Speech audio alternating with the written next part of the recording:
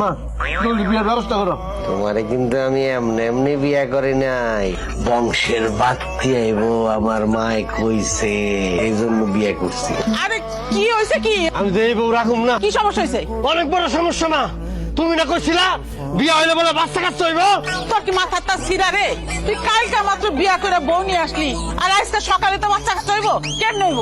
তুমি না আমাকে কইছিলা বিয়া করলে বলে আমার বাচ্চা কাচ্চা হইব, আমার আব্বা আব্বা করে ডাকবো। তাই বলে কি যেদিন বিয়া করে নিয়ে আসবি তারপরের দিন কি বাচ্চা কাচ্চা হইব? কেন হইব গাধা? এমন কথা শুনলেও লজ্জা লাগে। এই বাড়িতে থাকলে আমি নিজেও পাগল হয়ে যাবো। যে জামাই বিয়ের পরের দিনই কয় আমার বাচ্চা কাচ্চা কই, না জানে ভবিষ্যতে সে আর কত কিছু ঘটাইবো। জীবন আমি অনেক পাগল দেখছি, কিন্তু এরকম শয়তান ব্যাককাল পাগল আমি দেখি না। কি ধরনের কথাবার্তা, হ্যাঁ? বিয়ের পরে কোনোদিন, মানে বিয়ের পর দিনই বাচ্চা কাচ্চা হয়? আমার না ইচ্ছা করতেছে ওই পাগলটারে গাছের লগে বাইন্দা পেঁচায় এমন মার মারতে। তোমার জন্য আমার মাইয়ার আজকে এই অবস্থা। তুমি লোভে পড়ে একটা পাগলের সাথে আমার মেয়ের বিয়ে দিচ্ছি। কয়টা বছর ধরে তোরে বিয়ার লেগে এত চেষ্টা করতেছি, কিন্তু পারতাছি না। বিয়া আইতে না আইতেই ভাঙ্গা যায়। একটা বিয়া কইরা বউ করে আনলি, সেইখানেও তুই একটা কেলেঙ্কারি পাতাইলি। এটা কি ঠিক হইলো ক? আমার কি দোষ? আমি তো সব ভালোর লিগেই করি, কিন্তু ভালো হয় না, প্যাঁচ লেগে যায়। তোর কোনোই দোষ নাই, দোষ সব হইলো আমার কপালের। আল্লাহ আমার একটা মাত্র পোলা দিছে, সেই পোলার মাথাতে বুদ্ধি কম দিছে।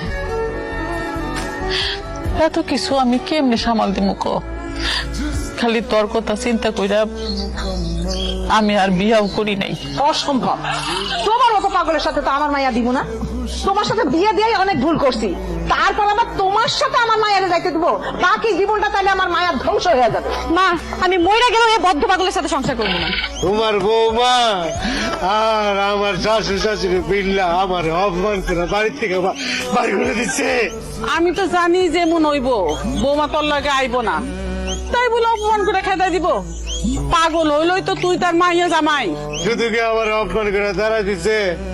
আমি গিয়া আমার বউরে কইলাম, তোমার বৌমারে কইলাম, দেখো আমি ব্যান্ডের মিষ্টি নিয়ে আসছি, দামি মিষ্টি, মিষ্টিটা একটু খাও, তোমার লাগে দুইটা কথা কই।